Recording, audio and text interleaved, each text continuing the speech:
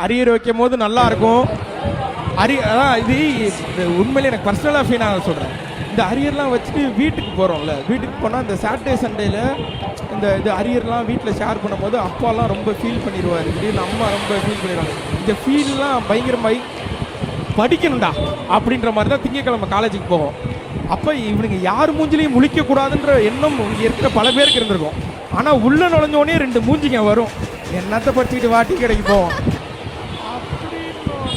அதாவது விஜய் சித்துவுக்காவது பரவாயில்ல, டீ குடிக்க தான் கூப்பிட்டு போனாங்க 2 ஃப்ரெண்ட்ஸ். எனக்கு 2 தரதல ஃப்ரெண்ட்ஸுக்கு வந்து சேர்ந்து தொலைஞ்சானுங்க. டீ குடிக்கிறக்கெலாம் கூப்பிட்டு போகல அந்த நாய்ங்க.